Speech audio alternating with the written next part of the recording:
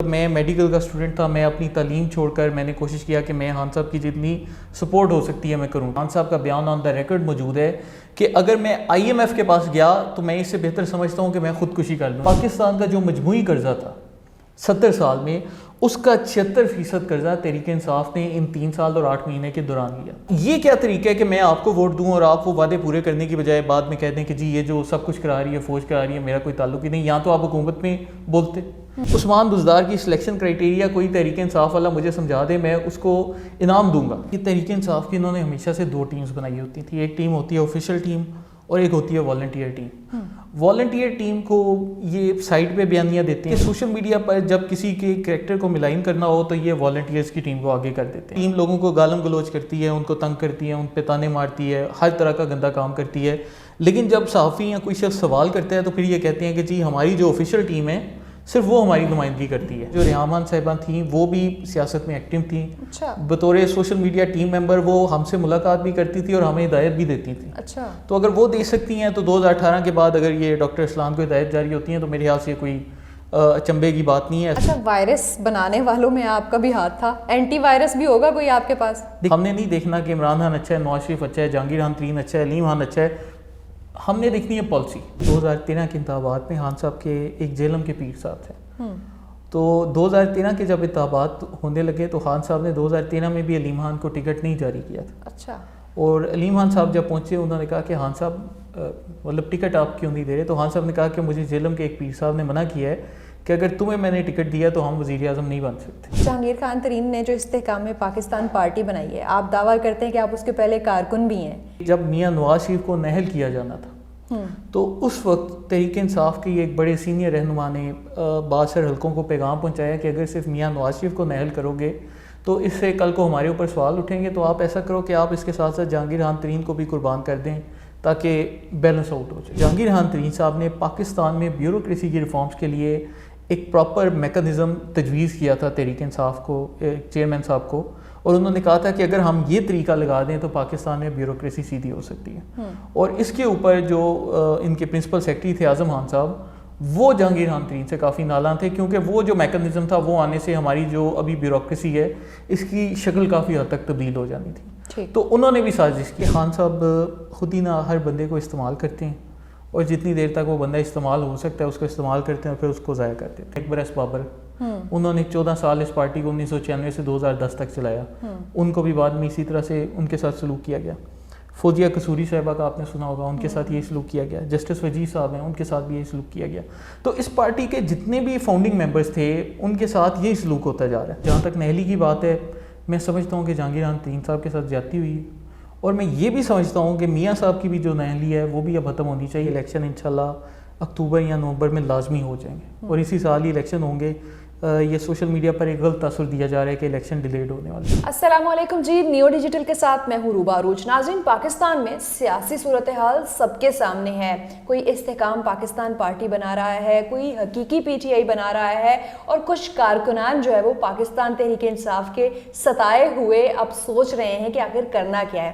میرے ساتھ اس وقت جو شخصیت موجود ہیں ڈاکٹر فرحان ورک، ان کا شمار ان شخصیات میں ہوتا ہے جو کہ پاکستان تحریک انصاف کا سوشل میڈیا پہ فیس بنانے والوں میں سے ہیں اور پاکستان تحریک انصاف کو متعارف کرانے والوں سے ہیں نوجوانوں کو. تو ڈاکٹر فرحان ورک سے بات کرتے ہیں اور جانتے ہیں کہ آج جب بہت سے لوگ پی ٹی آئی چھوڑ کے جا رہے ہیں، یہ بہت پہلے پی ٹی آئی کو خیر آباد کہہ چکے تھے. ہوا کیا تھا، کیا حقیقتیں ہیں، کس طرح سے پروپیگنڈا کیا جاتا تھا، آج ساری کہانیاں جاننے کی کوشش کریں گے. کیسے ہیں؟ بالکل ٹھیک ٹھاک، اللہ کا شکر.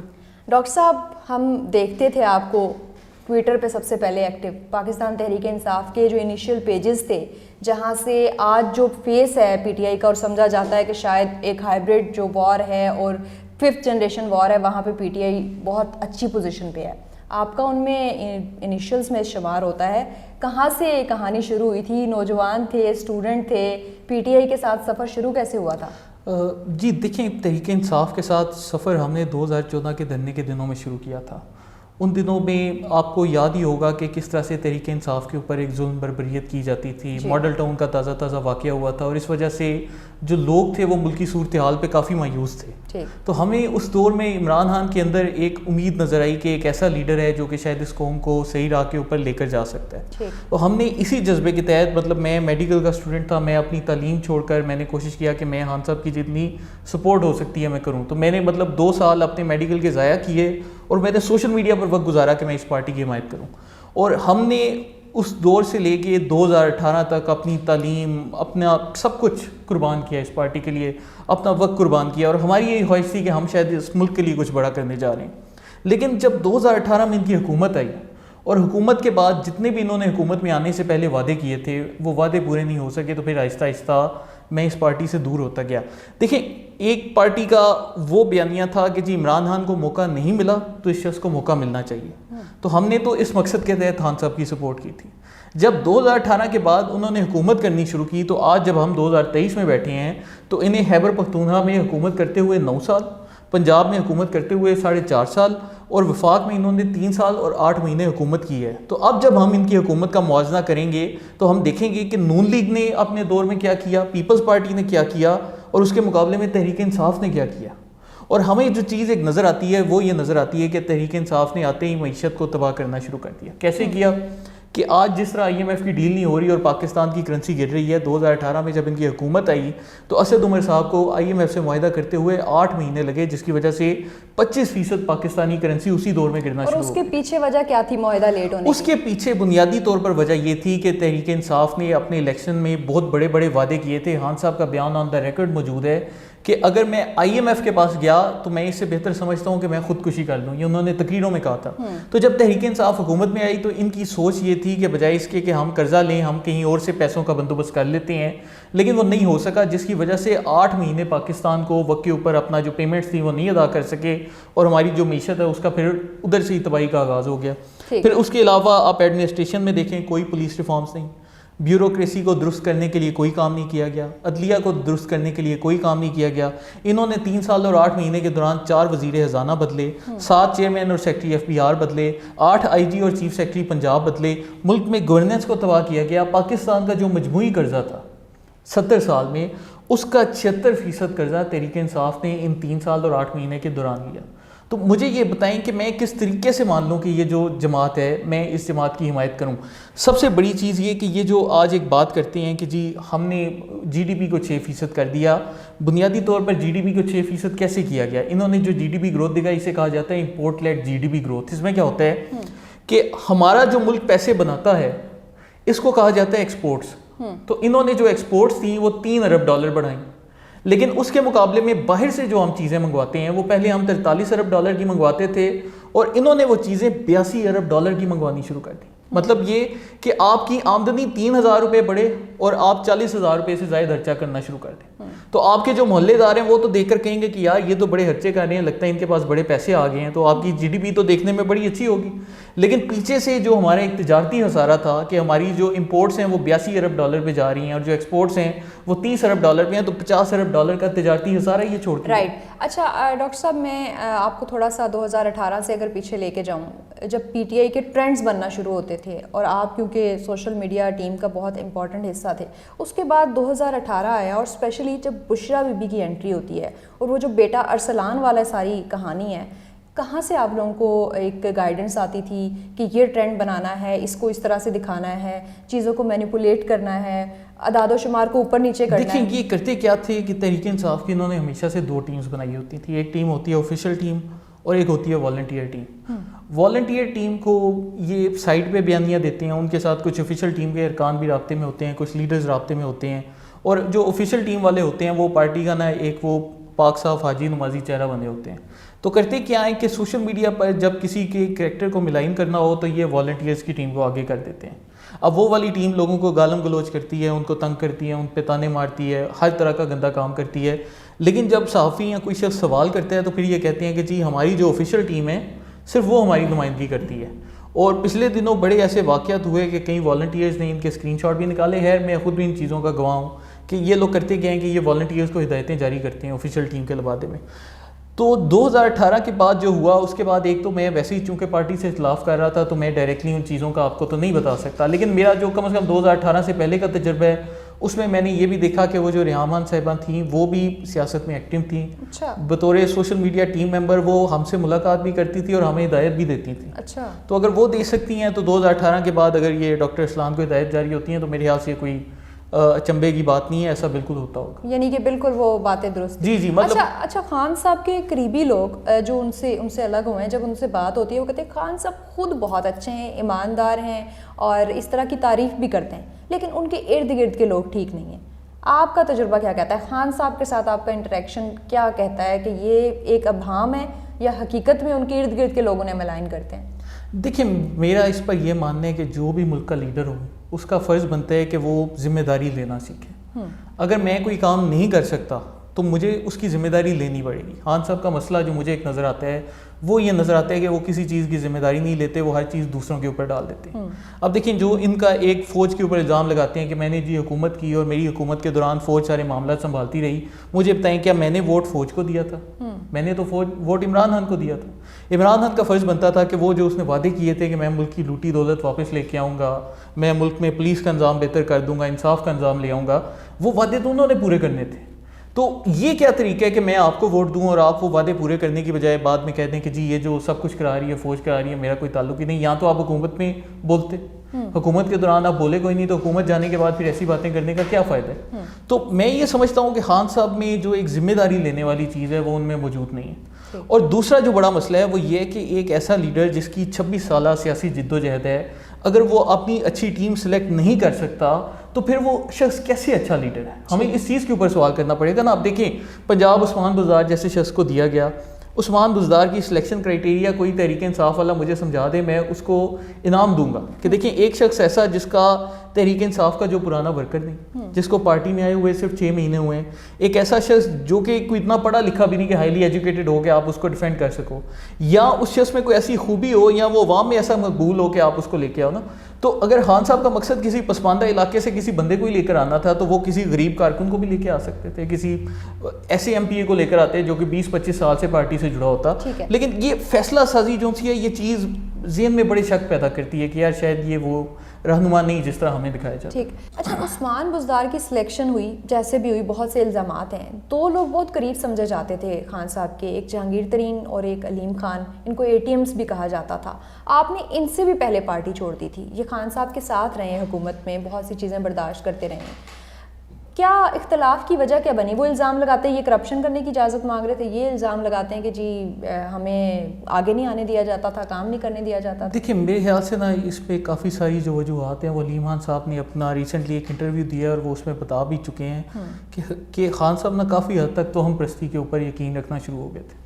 اب ہوا یہ کہ جہانگیر خان ترین کے ساتھ تو چونکہ میں ان کے ساتھ میں نے کافی عرصہ کام بھی کیا ہے، میں جانتا بھی ہوں، ان کے ساتھ جو اختلافات کا آغاز ہوا تھا وہ ان کی حکومت سنبھالنے کے فوراً بعد ہی ہو گیا تھا. اس کی بنیادی وجہ جہاں تک میں نے باتیں سنی ہیں وہ کچھ اس طرح کی ہیں کہ جب میاں نواز شریف کو نہل کیا جانا تھا تو اس وقت تحریک انصاف کے ایک بڑے سینئر رہنما نے باثر حلقوں کو پیغام پہنچایا کہ اگر صرف میاں نواز شریف کو نہل کرو گے تو اس سے کل کو ہمارے اوپر سوال اٹھیں گے، تو آپ ایسا کرو کہ آپ اس کے ساتھ ساتھ جہانگیر خان ترین کو بھی قربان کر دیں تاکہ بیلنس آؤٹ ہو جائے. کس نے یہ آپ نام لے لیں؟ اب یہ میرے خیال سے تو اس پہ اب کوئی ابہام نہیں رہنا چاہیے کہ سب سے جو طاقتور لوگ ہیں تحریک انصاف میں، مطلب سب سے طاقتور شخص کی طرف سے اس طرح کا پیغام. شاہ محمود قریشی کی طرف سے نہیں، وہ تو سب سے طاقتور نہیں نا، سب سے عمران خان کی طرف سے. بس اب آپ سوچ رہے ہیں کہ بشرا بی بی کی طرف سے. نہیں، یہ ہم نے جو سنی ہے بات، ٹھیک ہے.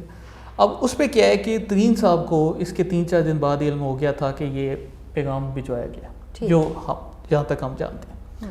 اور ہوا یہ کہ انہوں نے اس دکھ کو بھی برداشت کیا، وہ جانتے تھے پھر بھی انہوں نے قربانی دی. انہوں نے کہا خان صاحب سے دوستی نبھائیں، انہوں نے کہا کہ ہم دوستی نبھائیں گے، ٹھیک ہے ہو سکتا ہے ملک کی بہتری کے لیے اگر میرے ساتھ یہ کرتے ہیں تو بھی میں برداشت کروں. پھر کیا ہوا کہ 2018 میں جب انتخابات کا نتیجہ آیا تو جہانگیر خان ترین نے ان کی پنجاب میں حکومت بنائی، ان کے وفاق میں حکومت بنانے میں ان کے اتحادی ان کے ساتھ جوڑ کے دیے. آج یہ بڑے مزے سے کہہ دیتے ہیں کہ جی جہانگیر خان ترین تو الیکشن نہیں جیت سکتا، لیکن وہ شخص اس نے ان کے لیے اتنی قربانیاں دی. 2010 سے ان کو کینسر ہے اور تب سے لے کے اب تک پیسہ دولت سب کچھ انہوں نے اس پارٹی کے لیے قربان کیا. بیسیکلی ان کا ایجنڈا یہی تھا کہ وہ بھی دیکھنا چاہتے تھے کہ شاید یہ ملک میں تبدیلی لے کر آئیں. تو مجھے یہ لگتا ہے کہ چونکہ اس سے پہلے یہ ایک پیغام بھجوایا گیا تھا اور ان کے ذہن میں ایک تھا کہ یار جہانگیر خان ترین کو جب بھی پتہ چلے گا وہ کچھ نہ کچھ مجھے بولے گا, تو حکومت میں آنے کے بعد ہی ان کو علیحدہ کرنے کا عمل شروع کر دیا گیا تھا. اور ابتدا میں ان کو مختلف میٹنگز میں اور مختلف طریقوں سے ان کو سائڈ لائن کیا گیا. خود پارٹی کے لیڈروں کو پیغام پہنچایا جاتا کہ آج ہم نے جہانگیر ترین کو ایک میٹنگ میں بٹھایا تو آپ نہ سوشل میڈیا پر پیغام رسانی شروع کر دیں کہ جہانگیر خان ترین کو میٹنگز میں نہیں ہونا چاہیے کیونکہ ان کو ڈسکوالیفائی کیا گیا. کیا انسیکیورٹی کیا تھی؟ وہی کہ چونکہ باثر حلقوں کو ایک پیغام پہنچایا گیا تھا کہ جی میاں صاحب کے ساتھ ساتھ ان کو بھی ڈسکوالیفائی کرنا ہے, تو انسیکیورٹی یہی تھی کہ یار کل کو یہ ہم سے بدلہ نہ لینے لگ پڑے. مجھے جو ایک سمجھ آتا ہے. اس کے علاوہ مجھے اس کی ایک وجہ یہ بھی سمجھ آتی ہے کہ شاید کچھ لوگ یہ چاہتے تھے کہ جہانگیر خان ترین جو عمران خان کو مشورے دیتے ہیں وہ مشوروں کی پاور ہم چھین لیں اور جہانگیر خان ترین کو سائڈ پہ کریں تاکہ ہم خود مشورے دیا کریں.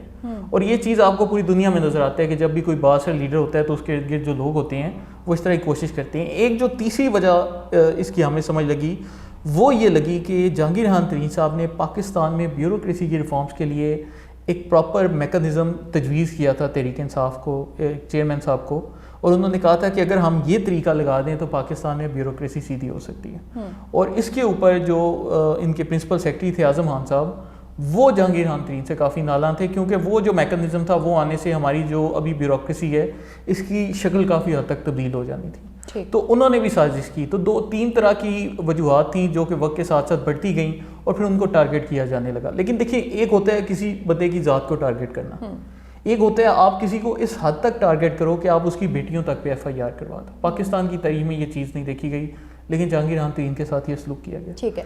اچھا, علیم خان صاحب موسٹ فیوریٹ تھے وزیر اعلیٰ پنجاب بننے کے لیے. جب حکومت نہیں تھی تو وہی پنجاب کے لیڈر مانے جاتے تھے. پنجاب میں کوئی جلسہ ہوتا تھا ذمہ داریاں ان کو. پھر بتایا گیا کہ کرے میں کوئی آئین نام نکلا.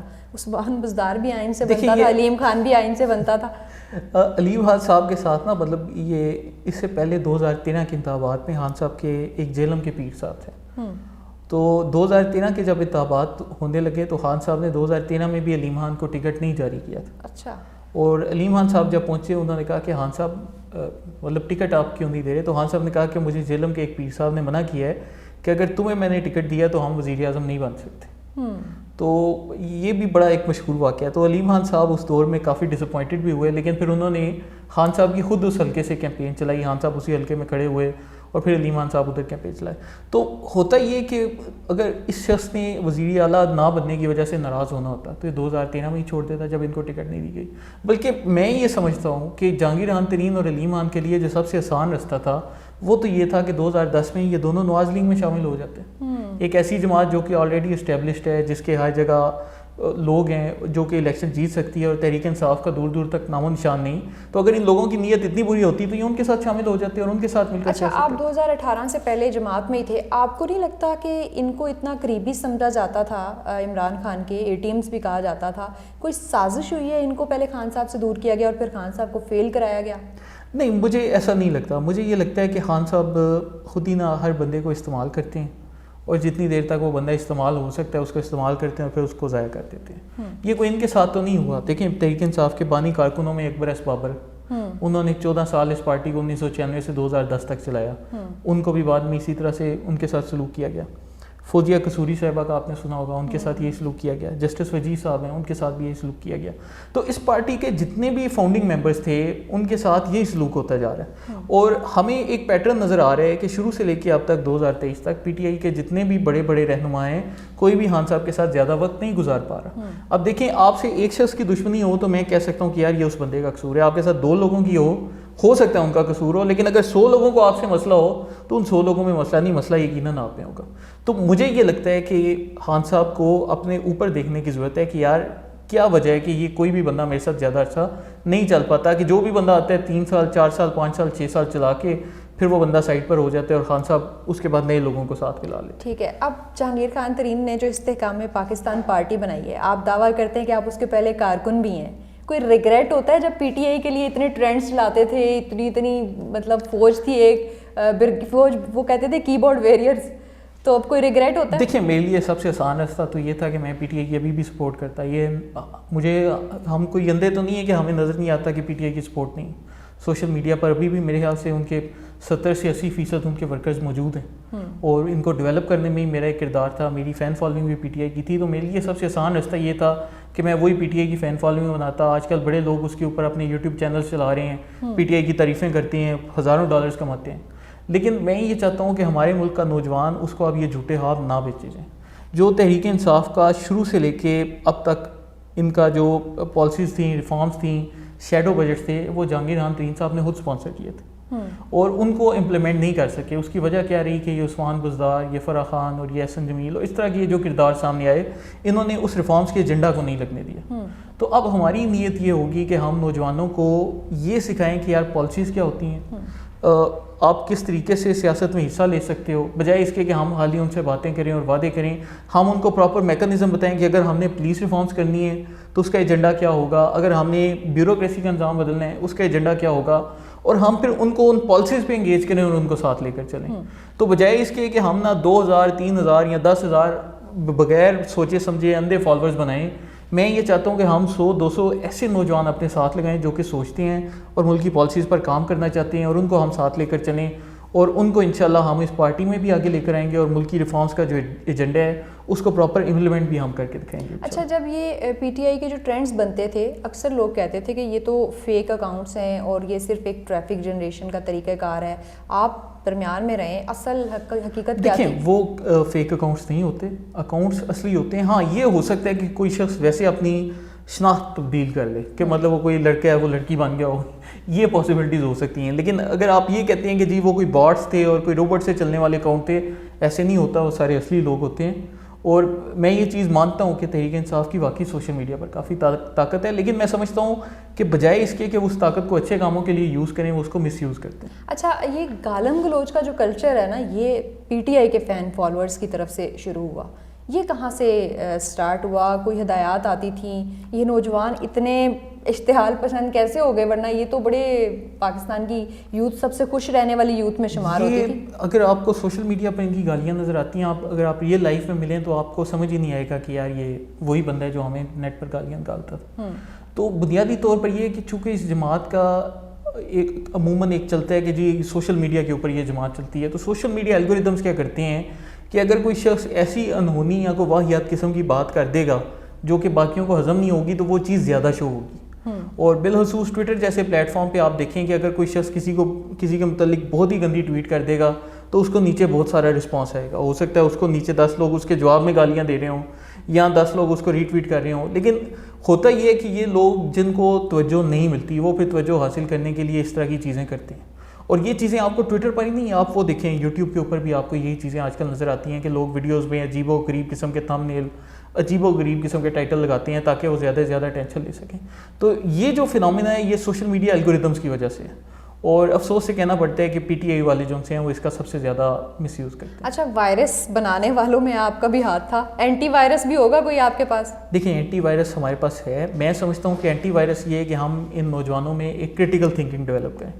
چونکہ میں نے گزشتہ کچھ عرصے میں سی ایس ایس کی تعلیم بھی حاصل کی, پہلے میں خالی M B B S doctor تھا. تو کیا ہوا کہ سی ایس ایس کا کورس کو پڑھنے کے دوران ہم نے international relations, public policy, political theory, یہ ساری چیزیں پڑھی. تو اس سے نا کافی بندے کا ایک دماغ کھلتا ہے, بندے کو سمجھ لگتی ہے کہ یار یہ چیز اس طرح سے ہوتی ہے, ہمیں کچھ اور طریقے سے بتایا جاتا ہے.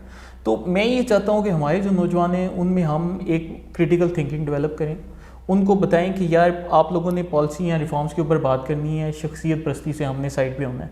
ہم نے نہیں دیکھنا کہ عمران خان اچھا ہے, نواز شریف اچھا ہے, جہانگیر خان ترین اچھا ہے, علیم خان اچھا ہے. ہم نے دیکھنی ہے پالیسی, کہ اگر ہم ان سے سوال کریں کہ یار پولیس ریفارمز ہیں تو بتائیں آپ کیا کیا چیزیں پرپوز کرتے ہیں کہ پولیس کو کیسے بہتر کیا جا سکتا ہے, بیوروکریسی کو کیسے بہتر کیا جا سکتا ہے, عدلیہ کو کیسے بہتر کیا جا سکتا ہے.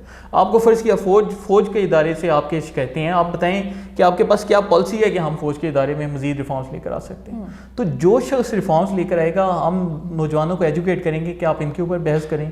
اور ہماری پارٹی کا بھی جو ایک بنیادی ایجنڈا ہے آئی پی پی کا, جہاں تک میں جانتا ہوں, وہ یہی ہوگا کہ ہم نوجوانوں کو انگیج کر کے ان کے ساتھ مل کر پالیسیز بنائیں تاکہ ملک کا مستقبل کا ہم ایک اسٹرکچر طے کر سکیں. اچھا, یہ بتائیے گا کہ جب آپ خود ایم بی بی ایس کے, آپ نے بتایا کہ 2 سال آپ کے پی ٹی آئی کے لیے ضائع ہوئے, اس وقت آپ ینگ ہوں گے, ایز اے اسٹوڈنٹ جو ہے بہت انرجیٹک بھی ہوں گے. آج کا نوجوان اسی ایج میں ہے اور وہی غلطیاں کر رہا ہے. کون سا ایک ایسا پہلا اسٹیپ ہے جو آپ اسے لینے سے روکیں گے کہ بھائی یہ نہیں کرنا, اس کے بعد تباہ ہو جاؤ گے؟ دیکھیں, وہ میری ان سے یہی گزارش ہے کہ خدارہ اپنی تعلیم کا، اپنے گھر والوں کا، کسی کا بھی، اپنی پڑھائی کا، اپنے کام کا، اپنی نوکری کا، کسی بھی چیز کا آپ نے سیاست کے پیچھے حرج نہیں کرنا. آپ کی پہلی پریورٹی آپ کا کیریئر ہونا چاہیے، آپ کی تعلیم ہونی چاہیے، آپ کہیں نوکری کرتے ہیں آپ کی نوکری ہونی چاہیے، اور اس کے علاوہ جو آپ کی پھر دوسرے نمبر پہ پریورٹی ہے وہ پھر یہ سیاست اور اس طرح کی سیاسی سرگرمیاں ہونی چاہیے. میں نے یہ چیز خود آبزرو کی ہے کہ سیاستدانوں کے سینے میں دل نہیں ہوتا، یہ بڑے ظالم اور روتھلیس قسم کے لوگ ہوتے ہیں سارے. اور ہمارے جو نوجوان ہیں وہ بیچارے چونکہ مڈل کلاس سے تعلق رکھتے ہیں، تو ہمارے ساتھ ان کا ایک رویہ ہوتا ہے وہ اس طرح سے ہوتا ہے جیسے وہ ہندوؤں کی آپ نے کاسٹ کا سسٹم سنا ہوگا نا، ان کا کچھ اس طرح کا رویہ ہوتا ہے. ویسے جب کام پڑ جائے تو نوجوان بڑے اچھے ہیں، لیکن جب کوئی کام ویسے آپس میں کوئی چیز دینے کی باری آئی تو آپس میں بندر بانٹ کرتے ہیں. لیڈ کلاس کے درمیان یہ چیز ہوتی رہتی ہے. تو میری کم از کم کوشش یہ ہے کہ اب استحکام پاکستان پارٹی میں، چونکہ میری جہانگیر راحان ترین صاحب سے ایک بڑی پرانی ان سے دوستی ہے، ان سے رابطہ ہے، تو میری کوشش یہ ہوگی کہ ہم مڈل کلاس والے نوجوانوں کو آگے لے کریں جن کو کسی پارٹی میں موقع نہیں ملتا. ٹھیک ہے. اچھا، استحکام پاکستان پارٹی کا تھوڑا سا منشور ڈسکس کرنے کی کوشش کرتے ہیں. دیکھیں، ہمارا جو منشور ہے وہ تحریک انصاف کے منشور سے مختلف نہیں ہے. بس فرق یہ ہے کہ پی ٹی آئی نے صرف کہانیاں سنائیں، باتیں کیں، اور ہم انشاءاللہ وہ جو منشور ہے اس کو باقاعدہ پریکٹیکل کی فارم میں لے کر آئیں گے. اچھا، ایک یہ جو تاثر ہے عام لوگوں میں اور پی ٹی آئی کے ورکرز نے شاید پھیلایا ہے کہ یہ تو ایک پی ٹی آئی کو بٹھانے کے لیے، ختم کرنے کے لیے ایک پارٹی بنائی گئی، اس کا ورکر ہی کوئی نہیں ہے، اور آپ کہتے ہیں میں پہلا ورکر ہوں، تو یہ کیا ہے؟ دیکھیں، ہمارے جو ورکر ہیں انشاءاللہ وقت کے ساتھ ساتھ آ جائیں گے. یہ پی ٹی آئی بھی ایک دن میں تو نہیں بنی، ان کو 26 سال لگے ہیں آبویسلی. لیکن ہماری کوشش یہ ہوگی کہ ہمارا جو ورکر ہو وہ بے شک کم تعداد میں ہو لیکن پراپر ایجوکیٹڈ ہو. وہ بحث کرے تو لوگوں کو پتہ چلے کہ یار یہ ایک ایسا ورکر ہے جو کہ جانتا ہے وہ کیا کر رہا ہے. اس کو پارٹی کی پالیسیز یاد ہوں، وہ گالم گلوچ سے پرہیز کرے. اس کو کوئی گالی دے وہ پھر بھی جواب میں دلیل سے بات کرے. تو ہم نے انشاءاللہ اسی نظریے کو لے کر چلنا ہے، اور مجھے یقین ہے انشاءاللہ کہ اگر ہم اسے لے کر چلتے ہیں تو 1 ڈیڑھ 2 مہینے تک آپ کو ہماری گراؤنڈ پہ انشاءاللہ جو صورتحال ہے کافی بہتر نظر. لاسٹلی یہ بتا دیجیے گا کہ اس وقت جو ملک میں صورتحال بنی ہوئی ہے، یہی تاثر ہے کہ شاید الیکشنز نہیں ہوں گے، تو ترین صاحب خود بھی پارٹی بنا چکے ہیں، کیا الیکشن میں اپیئر ہوں گے؟ نااہلی ختم ہونے کے کوئی ہیں چانسز؟ دیکھیں، میں تو اسلام آباد میں رہتا ہوں، تو یہاں پر جہاں تک میں نے باتیں سنی ہیں وہ تو یہی سنی ہے کہ الیکشن انشاءاللہ اکتوبر یا نومبر میں لازمی ہو جائیں گے، اور اسی سال ہی الیکشن ہوں گے. یہ سوشل میڈیا پر ایک غلط تاثر دیا جا رہا ہے کہ الیکشن ڈیلیڈ ہونے والے ہیں، اور ہماری جو جماعت ہے اس نے بھی الیکشنوں کے لیے بھرپور کوشش کی ہے. بنیادی طور پر اس کو اتنی تیزی سے لانچ کرنے کا مقصد بھی یہی تھا کہ ہم الیکشنوں تک کسی نہ کسی حالت میں تیار ہوں. تو ہماری اس ٹیم بالکل پالیسیز وغیرہ بھی بنی ہے. اور جہاں تک نہلی کی بات ہے، میں سمجھتا ہوں کہ جہانگیر راحان ترین صاحب کے ساتھ زیادتی ہوئی ہے، اور میں یہ بھی سمجھتا ہوں کہ میاں صاحب کی بھی جو نہلی ہے وہ بھی اب ختم ہونی چاہیے. اس کی وجہ یہ ہے کہ تحریک انصاف نے تو یہ کہا تھا کہ جی میاں صاحب بڑے کرپٹ ہیں اور ان کا بڑا پیسہ واپس پڑا ہے. 3 سال 8 مہینے انہوں نے حکومت کی ہے، کون سی لوٹی دولت واپس لے کے آئیں؟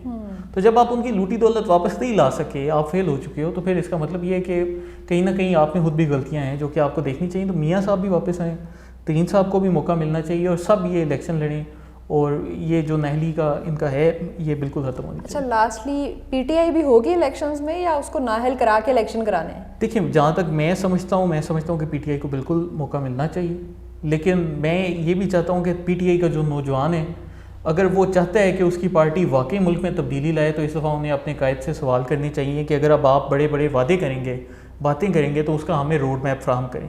میں یہ نہیں کہتا کہ آپ کو کہ پی ٹی آئی کی سپورٹ چھوڑ دیں، آپ بالکل خان صاحب کی سپورٹ کریں، لیکن آپ ان سے پوچھیں کہ خان صاحب اگر آپ کہیں گے کہ میں ملک کا نظام تبدیل کر دوں گا تو آپ کیسے کریں گے؟ تو ہمارے سامنے پلان رکھیں، خالی باتوں سے ملک نہیں بدلنے والا. بہت شکریہ. ڈاکٹر فرحان ورک ہمارے ساتھ موجود تھے، پاکستان تحریک انصاف کو سوشل میڈیا پہ سامنے لانے والے، اسٹینڈ بائی کرنے والے، اور جو آج پی ٹی آئی کی سوشل میڈیا آج پی ٹی آئی کا جو سوشل میڈیا پہ مقام ہے اس میں ان کا بڑا اہم رول رہا ہے، لیکن آج یہ ریگریٹ کرتے ہیں اپنا وہ وقت جو کہ انہوں نے پاکستان تحریک انصاف کے سوشل میڈیا کو دیا. آپ کی کیا رائے ہے؟ کامنٹ سیکشن میں ضرور بتائیے گا.